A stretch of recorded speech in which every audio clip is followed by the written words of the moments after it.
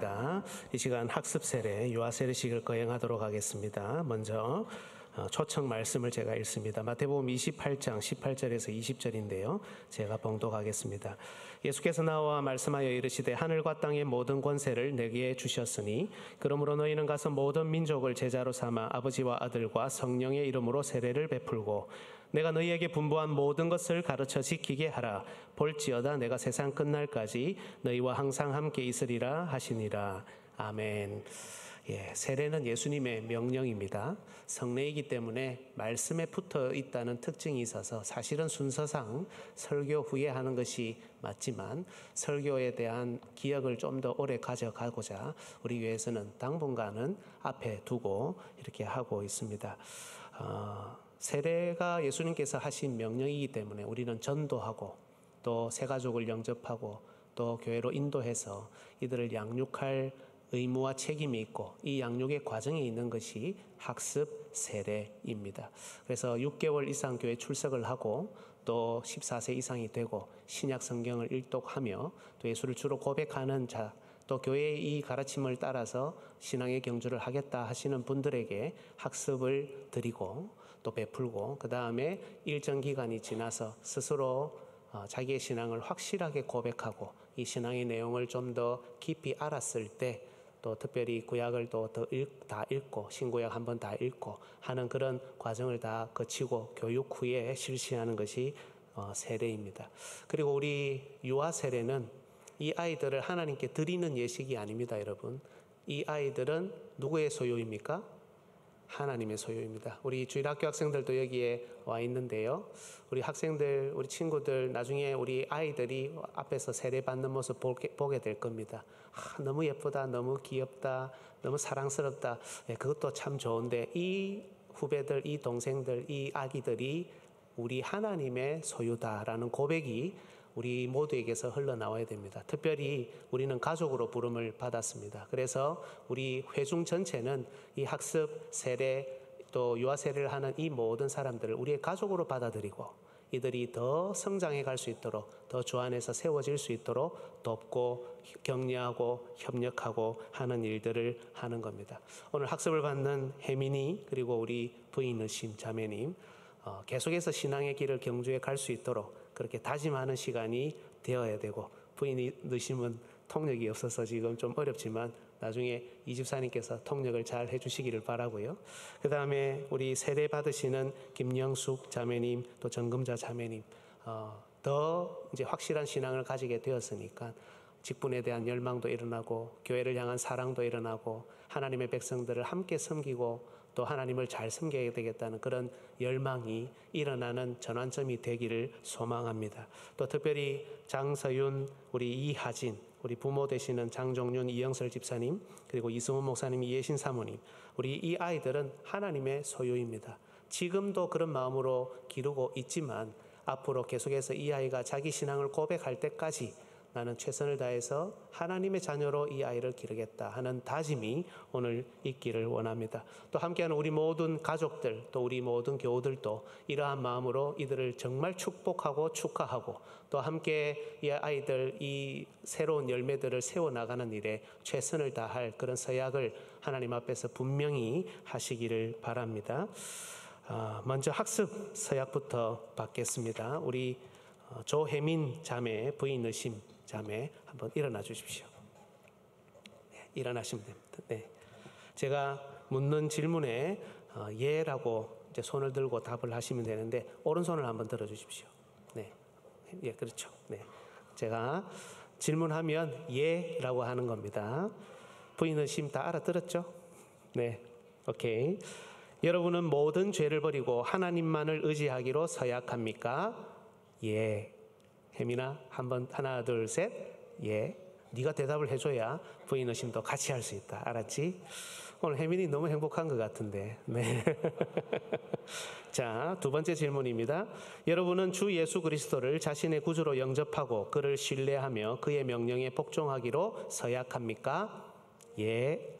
세 번째 마지막 질문입니다. 여러분은 성경 말씀과 교회의 제방 규례를 열심히 학습하여 일정한 기간이 지난 다음에는 지체 없이 세례를 받기로 소원합니까? 예. 네, 손 내리십시오. 네. 자리에 잠시 앉아 주십시오. 우리 피곤하시지만 다 일어나서 우리 회중도 서약을 하겠습니다.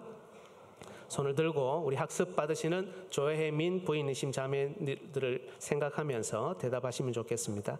여러분은 조혜민 부인이심 성도를 우리 화명중앙교회 학습 교인으로 받으며 이분들이 세례 받을 때까지 사랑으로 함께하며 기도로 도울 것을 서약하십니까? 네, 자리에 앉아 주십시오. 기도합니다. 하나님 아버지, 우리에게 오늘 좋은 열매들을 주셔서 감사합니다. 우리 조혜민 자매, 부인의심 자매 학습을 받고 신앙의 길을 경주하기로 다짐하는 시간 주셔서 감사합니다. 하나님, 이들에게 복을 주시고 함께 하시며 세례받을 때까지 신앙에 진력하며 많은 것을 배우고 또 경험하고 체험하는 그런 은혜의 여정이 되도록 하나님 함께하여 주옵소서. 특별히 학생의 시간에 있고 또 다문화 가정이며 언어가 통하지 않는 곳에 와서 살아가고 있습니다. 이 두 분에게 은혜 다하여 주시고 맡은 곳에서 있는 곳에서 최선을 다해 주님 섬기고 하나님의 은혜를 듬뿍 경험하며 그들의 앞날이 형통하고 또 번성할 수 있도록 하나님께서 역사하여 주시옵소서. 감사드리옵고 예수님의 이름으로 축복하며 기도드리옵나이다. 아멘. 이제 공포합니다. 조혜민 부인의심 두 사람은 대한예수교 장로회 화명중앙교회의 학습교인 된 것을 성부와 성자와 성령의 이름으로 공포하노라. 아멘. 자, 이제 세례자입니다. 우리 세례 받으시는 김영숙 성도님 그리고 정금자 성도님 자리에서 한번 일어나 주십시오. 네. 역시 마찬가지로 제가 질문하는 것에 손을 들고 예라고 크게 대답하셔야 됩니다. 네, 감사합니다. 자, 제가 질문 드립니다. 여러분은 자신이 하나님 앞에 죄인인 줄 알며 당연히 그의 진노를 받아야 할 사람이지만은 하나님의 크신 자비에 의하여 구원을 얻는 길 외에 소망이 없는 자인 것을 인식합니까? 여러분은 주 예수 그리스도가 하나님의 아들이심과 죄인의 구주이심을 믿으며 복음에 말한 바와 같이 구원하실 이는 오직 예수 그리스도 한 분뿐인 줄 알아 그를 영접하고 그에게만 의지하기로 작정합니까? 네. 여러분은 지금 성령의 은혜만을 의지하고 그리스도를 좇는 자가 되어 모든 죄를 버리고 그의 가르침과 모범을 따라서 살기로 작정합니까? 네. 마지막입니다. 여러분은 이제부터 교회의 관할과 치리에 복종하고 성결과 화평을 이루도록 노력하기로 작정합니까? 네, 손을 내리시고요. 잠시 서 계시고 우리 온 성도들 한번 일어나 주십시오. 역시 제가 질문하겠습니다. 우리 손을 들고 답을 합니다. 여러분은 김영숙 정금자 성도를 우리 화명중앙교회 세례교인으로 받으며 주 안에서 형제된 의무를 다하며 천국까지 동행할 것을 서약합니까? 네, 네, 자리에 앉아 주십시오. 우리 두 분은 앞으로 나와 주시면 되겠습니다.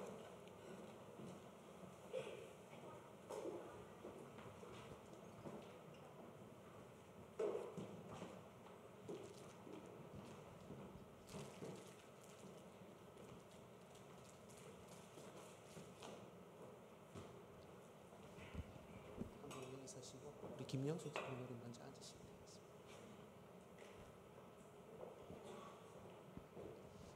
우리 예수님께서 제정하신 그 내용을 따라서 긴장되시죠? 이제 하나님 자녀 되는 겁니다. 딴 데 못 갑니다. 하나님만 믿고 우리 성도들하고 같이 동행하고 그렇게 길을 걷는 시간입니다. 다짐하는 시간입니다. 눈을 감으시고 제가 머리에 이렇게 하겠습니다. 예수를 구주로 믿는 하나님의 자녀 김영숙에게 내가 성부와 성령과 성자와 성령의 이름으로 세례를 주노라. 아멘. 네, 자리에 일어나시면 됩니다. 자, 정금자 성도님. 제가 뭘 좀 잘해보려고 손수건도 준비해놨는데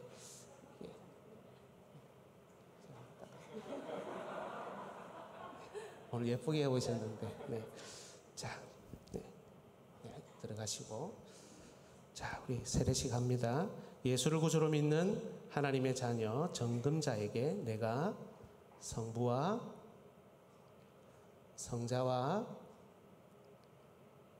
성령의 이름으로 세례를 주노라. 아멘. 감사합니다. 네, 자리로 들어가시면 되겠습니다.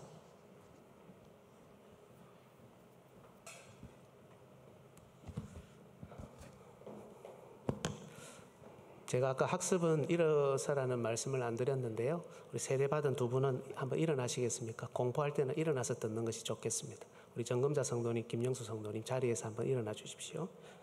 제가 공포합니다. 김영숙 성도, 정금자 성도님은 대한예수교 장로회 화명중앙교회의 세례교인 된 것을 공포하노라. 아멘. 자리에 앉아 주십시오. 자, 이제 유아 세례입니다. 우리 장서윤, 이하진 앞으로 나와 주십시오.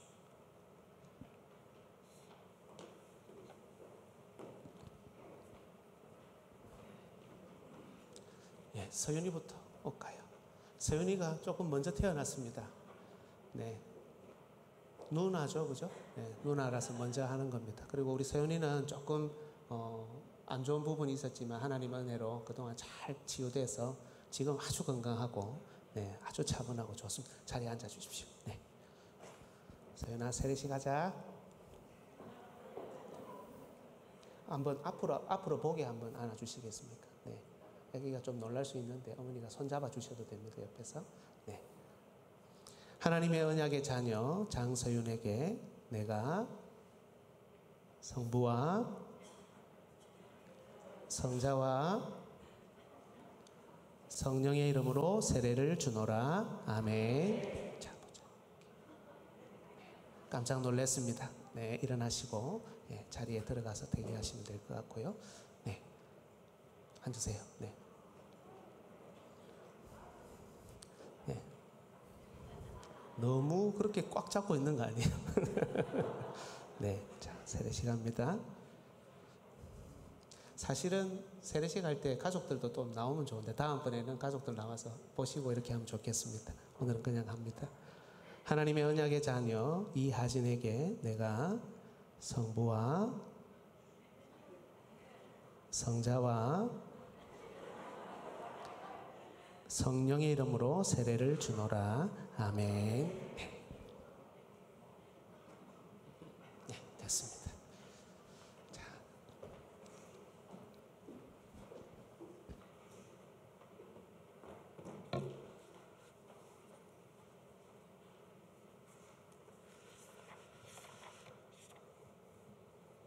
우리 가족들 일어나시고 혹시 이분들 가족분들 계시면 다 한번 일어나 주시겠습니까? 네, 가족들 오신 분, 네, 다 일어나시고요. 네, 감사합니다. 제가 공포합니다. 주 예수 그리스도께서 아버지와 맺으신 언약 안에서 장서윤, 이하진은 대한예수교 장로회 화명중앙교회 유아 세례 교인 된 것을 공포합니다. 아멘. 네, 자리에 앉아 주십시오. 혹시 이분들에게 선물 주실 분들 준비되셨죠? 그러면 한번 자유롭게 나와서 이 시간에 선물 주고 축하하는 시간 가지겠습니다. 그리고 예배 후에 사진을 찍도록 하겠습니다. 네.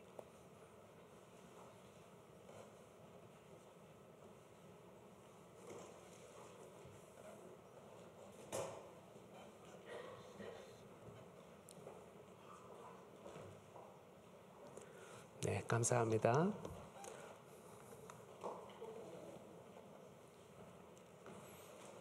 네. 우리 박수 한번 하겠습니다. 감사합니다.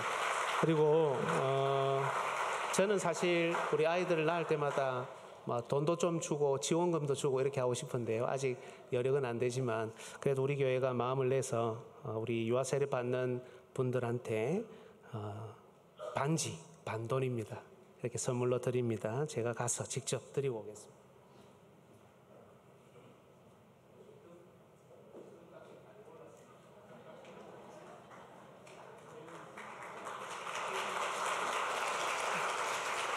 아이고, 네, 딱 잡았네요. 감사합니다. 하진이는 못 잡겠죠? 네. 엄마가 잡겠습니다. 감사합니다. 네, 앉으십시오.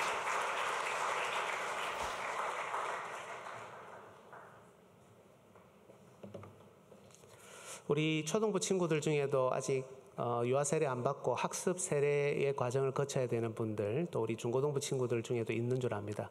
각 기관에서 잘 교육받고 훈련받아서 이런 감격적인 또 아름다운 신앙의 이정표들을 세워갈 수 있으면 좋겠습니다. 우리 잠시 기도하고 하나님 말씀 듣겠습니다. 하나님 아버지 감사합니다. 오늘도 우리에게 새로운 열매들 허락해 주셔서 감사합니다. 새가족으로 오시는 분들도 우리의 귀한 열매이지만 사실은 세례받고 학습받고 또 유아 세례에 참여하는 이분들이야말로 우리의 진정한 경건한 열매임을 고백합니다. 하나님, 이분들에게 복을 주시고 특별히 세례받고 유아 세례받는 이분들 하나님께서 기억하시고 강건하게 하시고 또 신앙의 길 진력할 때 하나님 은혜롭게 하시며 하나님을 사랑하는 뜨거운 마음 또 교회를 향하고 하나님 나라를 향한 그런 열정적인 마음들이 일어나서 하나님과 사람에게 기쁨이 되고 하나님께 영광 돌리는 삶이 될 수 있도록 주님 역사하여 주옵소서. 저희들 부족함이 많습니다. 그러나 하나님께서 우리를 불러주셨고 또 함께 하기를 원하시는 하나님의 마음을 깊이 깨닫고 있습니다. 하나님, 우리 모든 교우들에게 하나님 은혜 다하여 주셔서 이 일들, 이 사명들 잘 감당하도록 하나님 도와주시고 교회가 진짜 가족이라는, 정말 가족이라는 고백대로 살아낼 수 있는 그런 우리 모두가 되도록 하나님 역사하여 주옵소서. 이 시간 하나님의 말씀을 듣기를 원합니다. 우리의 심령을 주장하시고 악한 사탄 마귀의 역사 틈타지 못하도록 주님 막아주시며 모두가 말씀 앞에 겸손히 무릎 꿇고 하나님의 말씀을 듣는, 그리고 그 말씀대로 살아내는, 또 하늘에 속한 신령한 은혜와 복 그리고 위로하심을 많이 받는 귀하고 복된 시간 되도록 인도하여 주시옵소서. 감사드리옵고 예수님의 이름으로 기도드리옵나이다. 아멘. 오늘 일어서지 않고 제가 말씀 성경 낭독하고 바로 설교하도록 하겠습니다. 오늘 본문은 마가복음 3장 16절 17절입니다. 주보에는 마태복음으로 나갔는데 제 착오입니다. 마가복음 3장 16절 17절입니다. 신약성경 57쪽 어간에 있습니다.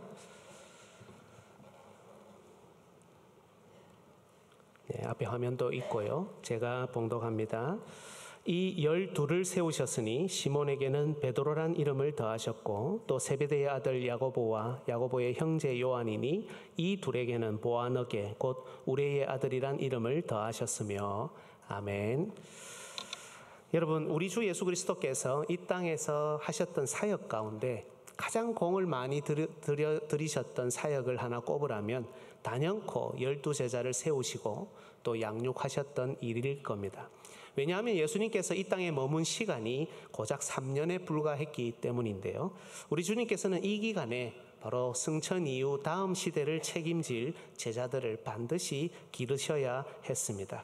오늘 본문은 16절 17절이지만 이것이 포함된 13절부터 19절을 보시면 예수님께서 12명의 제자를 부르시고 또 특히 이 12명의 제자를 사도로 세우시는, 사도라는 그룹으로 세우시는 장면이 나옵니다.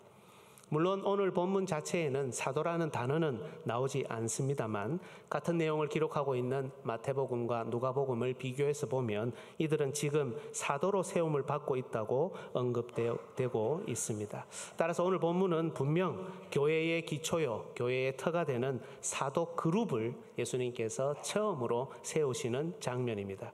이런 점에서 오늘 본문은 신약 교회의 태동이라고 할 수 있는 아주 중요한 본문이다, 이렇게 평가할 수 있습니다. 그런데 여러분, 좀 이상하지 않습니까? 이렇게 중요한 일을 시작하시는데 우리 주님께서는 본문 16절과 17절에서 느닷없이 12명의 제자 중 3명의 사도에게만 일종의 별명과 같은 새 이름을 지어주신다는 겁니다. 그 이름이 바로 오늘 설교의 제목인 베드로와 보아너게이죠. 베드로의 원래 이름은 시몬입니다. 그런데 이 시몬이었던 그에게 예수님은 베드로, 직역하면 돌, 바위 혹은 반석, 이런 뜻의 이름을 바로 이때 지어주셨죠. 그리고 예수님은 또한 보아너게라는 새로운 이름을 야고보와 그 형제 요한에게 주셨습니다. 이 이름은 직역하면 오늘 본문에도 나오죠. 우레의 아들, 천둥, 뇌성, 벼락, 번개 그 아들이라는 뜻입니다. 그렇다면 이제는 당연히 질문해야 되겠죠.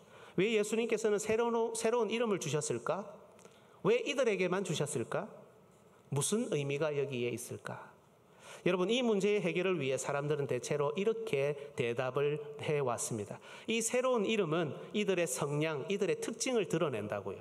베드로는 뱃사람이었죠. 어쩌면 덩치가 크고 체구가 단단했을 겁니다. 또 성경을 보면 그는 때때로 물불 가리지 않는 완고한 성격을 가졌는데 베드로, 돌, 바위 이런 뜻은 이런 이름은 바로 그의 외모, 그의 이 성격적인 특징을 드러낸다는 겁니다. 한 번은 예수님과 제자들이 사마리아의 한 마을에 들어가신 적이 있는데 그 마을 사람들이 예수님을 영접했을까요? 안 했을까요? 안 했습니다. 그때 야고보와 요한이 주여 우리가 불을 명하여, 아니 우리의 아들이니까 소리가 천둥처럼 커야 되겠죠. 주여 우리가 하늘을 명하여 불을 내려서 저들을 멸하라고 할까요? 이렇게 큰 소리로 말을 했다는 겁니다. 우리의 아들이라는 것은 바로 이들의 이런 기질, 화를 잘 내고 성격이 급하고 막 심판, 불을 내려서 때릴까요 하는 이런 성격적인 특징을 드러낸다는 겁니다. 그런데 여러분, 이런 이해는 다소 설득력 있어 보이지만 이 시대에 우리의 방식, 우리의 시각으로 해석했다는 치명적인 단점이 있습니다. 예를 들면 이런 겁니다. 제 중학교 시절부터 별명이 있습니다. 뭔지 아십니까? 제 이야기를 해서 죄송하지만 여러분 놀라지 마십시오. 고구마입니다. 전혀 그렇게 안 보이는데 제 별명은 고구마였습니다. 이유는 고구마를 많이 먹고 방구를 끼기 시작했기 때문인데 그 방구 냄새가 고약하니까 친구들이 물어보고 이렇게 대답하니까 그때부터 고구마가 되었습니다.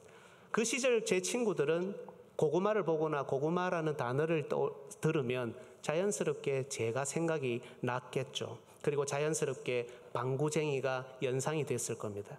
마찬가지라는 겁니다. 예수님께서 붙여주신 베드로, 보아느게라는 이 별명, 이 이름들은 이 세 사람의 이런 외모나 성격적인 어떤 특징을 떠오르게 한다는 겁니다. 그래서 아마 여러분 대부분도 이렇게 대체로 이해하고 있으실 겁니다. 그런데 여러분 한번 생각해 보시죠. 과연 예수님께서는 이 세 사람의 불같은 성격, 고집스러운 태도, 큰 목소리와 다혈질적인 특성과 외모를 드러내시기 위해 이 세 이름들을 주고 계시느냐 하는 겁니다. 그것도 신약교회의 아주 중요한 장면, 삼위 하나님께서 아주 공을 많이 들이고 계시는 12제자를 사도 그룹으로 세우시는 이 대변환적인, 시대 전환적인 장면에서요. 그럼 다른 제자들에게는 왜 이 시간에 별명을 주지 않으십니까? 다른 제자들은 성격과 성량이 베드로, 야고보, 요한보다 훨씬 낫단 말입니까? 그렇지 않죠. 만약 예수님께서 그리고 이들의 이런 특징에 비추어서 이름을 주시는 거라면 이 장면이 아니라 나중에 베드로가 고집 피울 때 너는 베드로다 이 돌덩이 같은 놈아 이렇게 하시는 게 자연스럽죠. 나중에 야고보와 요한이 하늘에서 불을 내려 저들을 때릴까요 할 때 그때 이놈들 봐라 역시 성질이 보통이 아니네 이 우레의 아들 같은 놈들아 이렇게 언급하는 게 훨씬 자연스럽지 않겠습니까? 따라서 우리가 이렇게 이해하는 것은 바르다, 바람직하지 않다, 바람직하지 않다는 겁니다. 따라서 여러분 오늘 본문을 대하는 우리에게 숙제가 하나 있습니다. 그것은 우리식대로 성경을 이해하는 이런 이해를 빨리 버리고 성경이 왜 우리에게 이걸 말씀하고 있는지, 하나님께서 이걸 통해 어떤 의미를 주고자 하시는지 성경적인 사고, 성경적인 생각으로 돌입해야 한다는 겁니다.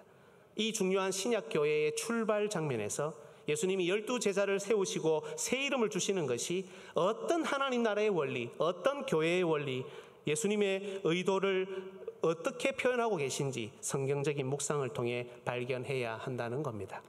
이번 시리즈 설교를 통해 우리 교회가 가져야 할 정체성과 비전, 그리고 우리 각자가 성도로서 가져야 할 중요한 사명을 발견하기를 원하고 무엇보다 함께 주의 길을 걷는 우리 모두에게 하늘의 큰 위로가 있기를 주님의 이름으로 축복합니다.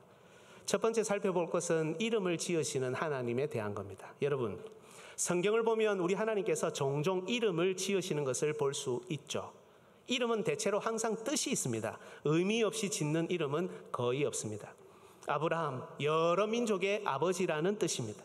사라, 여러 민족의 어머니라는 의미입니다. 또 야곱에게는 이스라엘이라는 이름을 덧붙이셨죠. 그런데 여러분, 하나님께서 어떤 사람의 이름을 지으신다고 할 때 이것은 그 이름에 뜻을 주는 정도를 넘어서는 일입니다. 무슨 말이냐? 이름의 뜻이라는 것은 여러분 실제와는 사실 다를 수가 있잖아요. 저는 제 형입니다. 실을 제 형통할 형. 그래서 형통을 이렇게 전달하고 형통한 삶을 이렇게 이어간다, 이런 의미인 것 같아요. 근데 실제로 제가 그렇게 살지 못할 수도 있지 않습니까? 그죠? 이름의 뜻은 사실 중립적일 수도 있고 아무런 활동성이 없을 수도 있습니다. 하지만 하나님께서 이름을 주신다고 할 때 하나님이 이름을 지으신다고 할 때 이것은 아무런 움직임이 없는 그런 이름이 아니라 하나님께서 앞으로 하실 일을 거기에 담아 그 구속의 일을 이 이름에 담아서 두신다는 겁니다. 심지어 이 이름을 붙여주시는 이들을 그 도구로 사용하신다는 의미입니다. 아브라함, 여러 민족의 아버지라는 뜻이라고 했죠. 이것은 단지 아브라함이 많은 후손을 둔 번성한 가정의 가장이 된다는 의미가 아닙니다. 그런 뜻 아닙니다. 아브라함과 그 후손을 통해 궁극적으로는 아브라함의 자손이신 예수 그리스도를 통해 이스라엘을 넘어 이방인까지 구원으로 초대하시는, 부르시는 하나님의 이 구원의 큰 그림, 하나님이 직접 활동하시고 움직이시는 이 실제가 이 이름 안에 들어있다는 겁니다. 뿐만 아니라 우리가 잘 아는 이름 예수가 있습니다. 우리가 늘 사모하고 사랑하는 그 이름 예수라는 이름이 있습니다. 아들을 낳으리니 이름을 예수라 하라. 이는 그가 자기 백성을 그들의 죄에서 구원할 자이심이라 하니라. 원래 이 예수라는 이름의 뜻은 여러분 여호와는 구원이시다라는 뜻인데 방금 읽은 구절에서 볼 수 있듯이 예수라는 이름은 자기 백성을 죄에서 구원하실 분이라는 그리스도께서 앞으로 행하실 놀라운 구원 사역을 예고하는 이름이라는 겁니다. 이렇듯 하나님께서 지어주시는 이름에는 움직이지 않을 수도 있는 뜻만 있는 게 아니라 그 뜻과 실제는 다를 수 있는 그런 뜻을 부여하시는 것이 아니라 활동하고 실제로 성취되는 하나님의 구원 역사의 일이 그 이름 속에 담겨 있다는 겁니다. 그렇다면 오늘 본문도 마찬가지겠죠? 베드로와 보아너게라는 예수님께서 지어주신 이 새 이름은 단지 시몬, 야고보, 요한의 성질, 성격, 외모, 목소리의 특징을 드러내기 위한 이름이 아니라는 겁니다. 앞으로 이들을 포함한 사도 그룹이 예수님을 대신해서 교회의 터가 되고 교회의 건축자들이 되어서 교회를 통해 어떤 구원 역사를 감당할 것인지 그리고 이 교회는 어떤 정체성을 가지게 될 것인지가 이 이름 속에 드러난다는 겁니다. 특별히 신약교회가 태동하는 이 장면에서 12사도를 세우시는 이 역사적인 장면에서 예수님은 앞으로 가장 중심에 있을 3명의 제자에게 베드로와 보아너게라는 새 이름을 특별히 주신 것입니다. 12명 모두에게 주실 필요가 없죠. 왜냐하면 사도들의 정체성, 교회의 기능과 사명은 엄밀히 말해 이 두 이름이면 충분하기 때문입니다. 그리고 우리는 이번 주에 베드로라는 이름을 살피고 다음번에는 보아너게라는 이름을 살필 겁니다. 두 번째 살필 내용이 방금 말씀드린 대로 베드로, 어떻게 제가 표현했냐면 예수 그리스도를 향한 신앙 고백 위에 세워지는 교회입니다. 여러분 아마 베드로도 처음에는 왜 예수님께서 자신을 베드로라고 부르셨는지 정확히는 몰랐을 겁니다. 그죠? 하지만 이 이름을 주신 후 약 2년이 지난 어느 날 베드로를 비롯한 모든 사도는 처음으로 이 이름이 가진 실제 의미가 무엇인지, 왜 예수님께서 시몬에게 베드로라는 이름을 주셨는지 그 이유를 듣게 됩니다. 그것이 바로 유명한 본문 마태복음 16장의 베드로의 신앙 고백이죠. 마태복음 16장 16절로 19절 제가 먼저 봉독하고 여러분 한 절 읽으시고 교독하겠습니다. 시몬 베드로가 대답하여 이르되 주는 그리스도시요 살아계신 하나님의 아들이시니이다. 예수께서 대답하여 이르시되 바요나 시몬아 내가 복이 있도다. 이를 내게 알게 하니는 혈육이 아니요 하늘에 계신 내 아버지시니라. 또 내가 내게 이르노니 너는 베드로라. 내가 이 반석 위에 내 교회를 세우리니 음부의 권세가 이기지 못하리라. 내가 천국 열쇠를 내게 주리니 네가 땅에서 무엇이든지 매면 하늘에서도 매일 것이요 네가 땅에서 무엇이든지 풀면 하늘에서도 풀리리라 하시고. 아멘. 여러분 여기 베드로라, 너는 베드로라 내가 이 반석 위에 내 교회를 세우겠다 하는 구절이 있죠. 사실 이 구절은 여러분 교회 역사 가운데 많은 논쟁이 있었던 구절입니다. 쉽잖아요. 너는 베드로라 내가 이 반석 위에 내 교회를 세운다. 베드로가 반석이라는 뜻이잖아요. 그런데 우리말로 하면 그렇는데 이 헬라어를 보면 조금 다른 겁니다. 무슨 말이냐면 이 베드로는 죄송합니다. 헬라어로 페트로스라고 표현됩니다. 근데 여기 나오는 이 반석은 페트라, 많이 들어보셨죠? 페트라라는 단어입니다. 하나는 남성형, 하나는 여성형입니다. 이 두 개가 똑같다라고 말하기가 쉽지 않은 거예요. 그러다 보니까 도대체 이 반석이 뭐냐라는 질문 때문에 계속해서 의견들이 엇갈려 왔던 겁니다. 어떤 신학자들은 이 반석은 예수 그리스도다. 여러분 우리 초등부, 중고등부 학생들 8번 질문이 답이 지금 나가고 있습니다. 질문만 드리는 게 아니라 답도 가르쳐주는 교회, 아름다운 화명중앙교회로 오세요. 예, 첫 번째, 이 반석은 예수 그리스도다. 그리고 또 어떤 신학자들은 이 반석은 두 번째, 베드로를 포함한 사도 그룹이다, 사도단이다. 세 번째, 어떤 신학자들은 이 반석은 베드로 자신이다. 그리고 네 번째, 어떤 신학자들은 이 반석은 베드로의 신앙 고백이다. 이렇게 엇갈린 의견을 가지고 있었던 겁니다. 하지만 여러분, 사실 이 네 가지는 모두 연결되어 있습니다. 예수 그리스도는 우리가 너무 잘 알듯이 반석이십니다. 그죠? 여성형 페트라라는 반석이십니다. 고린도전서 10장 4절 우리 같이 한번 읽습니다. 다 같은 신령한 음료를 마셨으니 이는 그들을 따르는 신령한 반석으로부터 마셨음에 그 반석은 곧 그리스도라. 예, 예수님은 반석이시죠. 그래서 예수님은 교회의 가장 기본적인 터, 가장 근원이 되는 터, 1차적인 터, 그리고 모퉁이 돌이 되시는 겁니다. 고린도전서 3장 11절에 이 닦아둔 것 외에 능히 다른 터를 닦아둘 자가 없으니 이 터는 곧 예수 그리스도라. 그런데 여러분, 앞서도 제가 말씀드렸지만 예수님은 혼자서 일하시는 게 아니라 3년 후에 이 일을 사도들에게 맡기시죠. 그래서 성경은 사도들을 향해서도 교회의 터라고 부르고 2차적인 의미죠.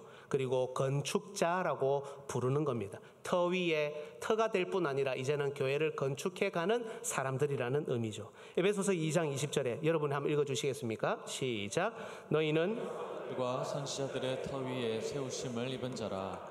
그리스도 예수께서 친히 모퉁이 돌이 되셨느니라. 아멘. 아멘. 고린도전서 3장 10절에 내게 주신 하나님의 은혜를 따라 내가 지혜로운 건축자와 같이 터를 닦아두매. 바울이 자기를 지혜로운 건축자로 터를 세우고 닦는 사람으로 말을 하고 있습니다.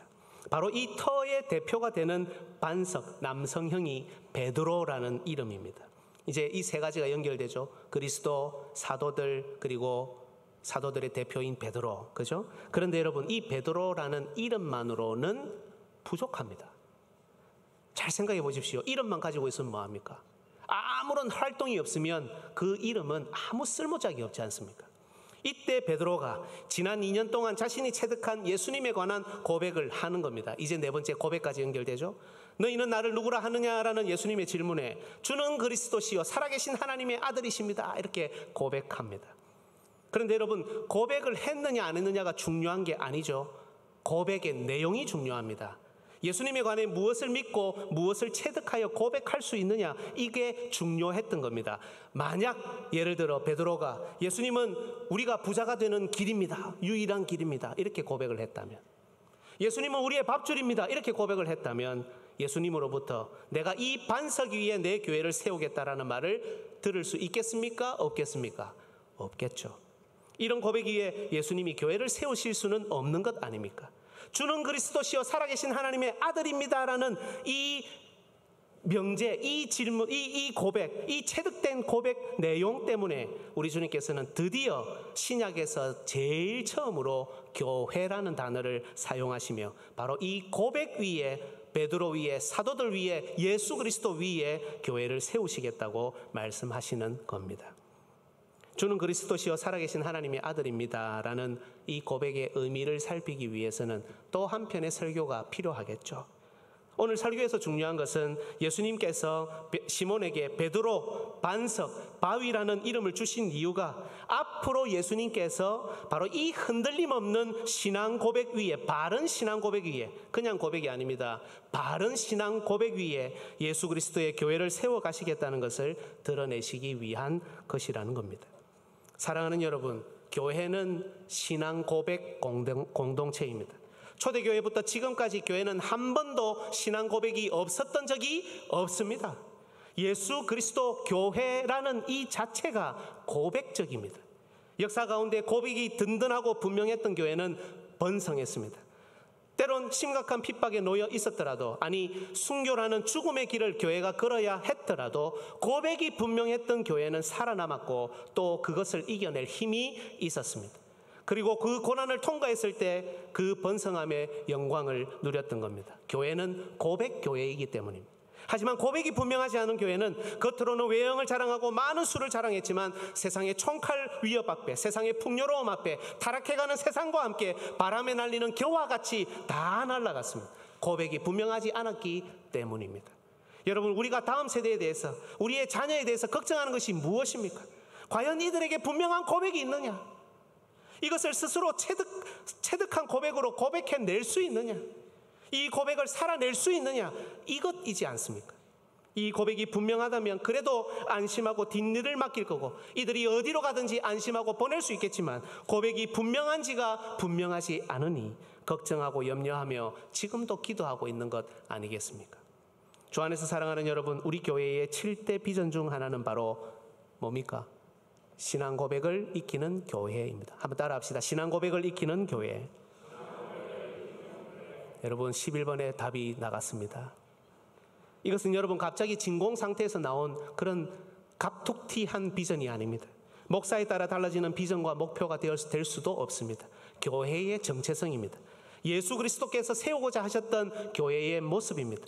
오늘날 많은 신자들이 고백합니다. 주는 그리스도이십니다. 살아계신 하나님의 아들입니다. 좋습니다. 고백하니까요. 그런데 주는 그리스도시요, 이 고백의 의미가 무엇입니까? 라고 물으면, 주는 그리스도시요, 이 고백의 내용이 무엇이냐라고 물으면, 살아계신 하나님의 아들이라는 이 고백의 의미와 내용이 무엇이냐고 물으면 대답을 못합니다. 우리는 고백하는 교회고 고백교회인데요, 우리 손에는 웨스트민스터 신앙고백서라는 아주 귀한 역사적인 신앙고백서가 들려있는데도 이 내용을 말하지 못하고 실제로 고백하지도 못한다는 겁니다. 기초가 약합니다. 그러니 흔들립니다. 이것 때문에 흔들리고 저것 때문에 흔들립니다. 이것은 이것이라 흔들리고 저것은 저것이라 흔들립니다. 입으로만 주는 그리스도시요, 살아계신 하나님의 아들이십니다라고 하지 실제로는 전혀 체득되지 않은 참 고백이 아닌 어쩌면 헛 고백일 수 있는 고백을 하고 있는 겁니다. 앞으로 우리 교회는 헛 고백을 하는 교회가 아니라 실제로 고백할 수 있는 교회가 되어야 합니다. 도대체 우리가 믿는 바가 무엇인지, 우리가 고백하는 내용이 무엇인지 익히고 알고 스스로 고백할 수 있는 교회, 이것이 우리 교회의 목표이며 그리스도께서 베드로라는 이름 속에 담아두신 그 교회의 내용입니다. 신앙 고백서를 배울 것입니다. 지금도 언약에 확인할 때 신앙 고백서를 읽고 또 익히고 있지만 신앙 고백서를 우리는 공부할 겁니다. 교리문답을 공부할 겁니다. 우리 교회는 고백 교회이기 때문입니다. 감사하게도 오늘 우리는 6명의 고백자를 새로 얻었습니다. 또 감사하게도 최근에 계속해서 새로운 고백할 수 있는 예정자들이 들어오고 있습니다. 또 우리에게는 무엇보다 참된 고백자로 키워야 할 우리의 자녀들이 있습니다. 다음 세대가 있습니다. 이분들이 이 내용을 모른 채 입으로만 고백한다면 어려운 문제가 개인과 가정 그리고 우리 교회에 찾아올 때 어쩌면 우리는 이분들을 잃어버릴지도 모릅니다. 하지만 우리가 함께 예수 그리스도에 관해, 삼위 하나님에 관해, 하나님 나라와 교회에 관해 분명하게 고백하고 그 고백을 체득하고 살아낼 수 있다면 그리스도의 교회는 영원할 것입니다. 주 안에서 사랑하는 고백자 여러분, 말씀을 정리하겠습니다. 오늘 예수님께서는 사도들에게 새로운 이름을 주셨습니다. 오늘 우리가 살펴본 이름은 베드로, 바로 반석입니다. 교회는 신앙 고백 위에 분명히 세워질 것이기 때문입니다. 여러분 한번 생각해 보십시오. 예수님께서 이 이름을 주신 것은 베드로나 이 사도들이 당시에 분명한 고백을 할 수 있었기 때문은 아닙니다. 부르시는 그 당시 이들은 여전히 앞뒤 좌우를 분간하지 못하는 사람들이었습니다. 사도라는 이름, 제자라는 이름이 부끄러울 지경이었습니다. 하지만 그리스도께서 앞으로 이들을 세워 가실 것이기 때문에, 이들이 자격이 있어서가 아니라, 이들이 능력이 있어서가 아니라 그리스도께서 이들을 세워 가시고 그리스도께서 이들을 통해 일하실 것이기 때문에 베드로라는 이름, 사도라는 이름을 주저하지 않고 주셨습니다. 오늘 그리스도께서도 우리에게 새 이름을 주십니다. 바로 그리스도인입니다. 성도입니다. 목사, 장로, 집사, 권사, 다음 세대, 고백자, 학습자, 세례자, 유아 세례자, 그리고 교회. 우리가 자격이 되고 뭔가를 잘해서가 아닙니다. 능력이 있어서가 아닙니다. 우리 스스로 보기에도 우리는 어떨 때는 여전히 이름뿐이지 않습니까? 유명무실한 이름만 가지고 있지 않습니까? 여전히 앞뒤 좌우를 분간하지 못할 때가 많지 않습니까? 하지만 주님께서는 주저하지 않고 우리를 그리스도인이다, 성도다, 귀하고 귀한 나의 자녀들이다, 직분자다, 다음 세대다 이렇게 불러주시는 겁니다. 왜 그렇습니까? 그리스도께서 세워가실 것이기